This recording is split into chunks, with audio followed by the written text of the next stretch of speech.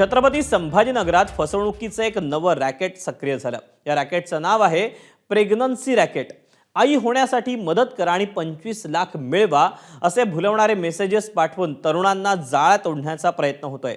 दुर्दैवाने या रॅकेटमध्ये छत्रपती संभाजीनगरमधले अनेक तरुण अडकलेले असून त्यांची लाखो रुपयांची फसवणूक कशी झाली आहे पाहूया। आई होण्यासाठी मदत करा आणि 25 लाख रुपये मिळवा।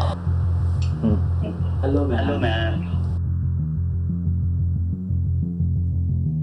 असा मेसेज जर तुमच्या मोबाईलवर आलेला असेल तर सावधान। 25 लाखांचा आमिष दाखवत प्रेग्नन्सी फ्रॉड करणारी एक टोळी छत्रपती संभाजीनगरमध्ये सक्रिय झाली आहे आणि या टोळीच्या जाळ्यात अडकून संभाजीनगरातल्या काही तरुणांची लाखोंची फसवणूक झाली आहे। अशा फसव्या जाहिरातींना फसणाऱ्या तरुणांमध्ये नोकरदार वर्ग, त्याचबरोबर स्पर्धा परीक्षा करणारे तरुण आणि बेरोजगार तरुणांचा मोठ्या प्रमाणावरती समावेश आहे। छत्रपती संभाजीनगरमध्ये आत्तापर्यंत अशा 6 घटना झाल्याचं समोर आलं आहे। पोलिसांनी या 6ही तरुणांना गुन्हा दाखल करण्याचं आवाहन केलं आहे, मात्र अद्याप यात गुन्हा दाखल करायला कोणी समोर आलेलं नाही। या रॅकेटच्या माध्यमातून खास करून तरुण आणि श्रीमंत व्यक्तींना टार्गेट केलं जातं।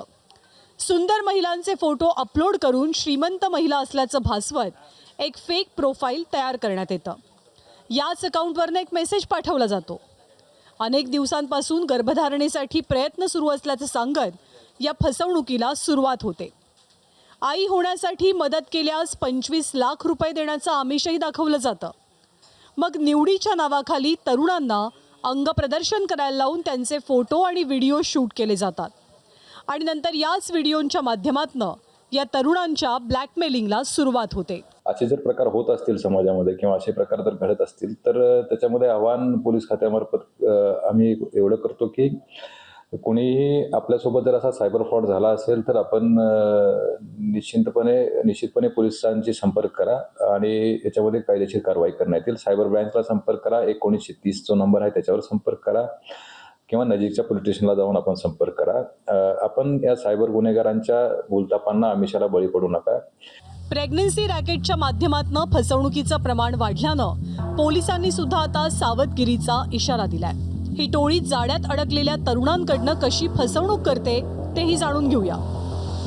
एखादा पुरुष गळाला लागला की कॉन्ट्रॅक्टच्या नावाखाली रजिस्ट्रेशन आणि व्हेरिफिकेशन फी उकळली जाते।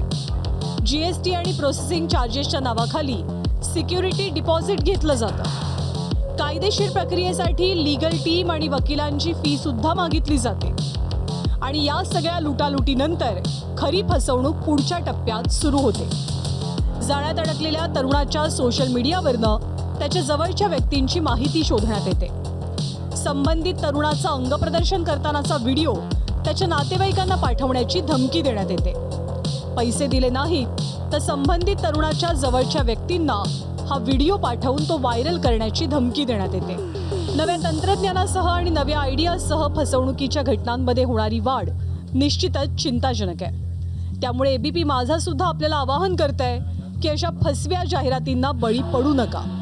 मोहात पडलात तर 25 लाख मिळणं तर सोडाच, पण तुमच्यावरच कंगाल होण्याची वेळ येईल। कृष्णा गेंडे, ABP माझा, छत्रपती संभाजीनगर।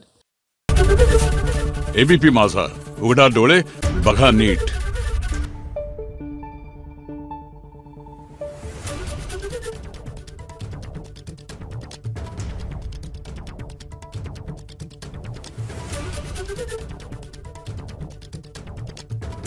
Thank you.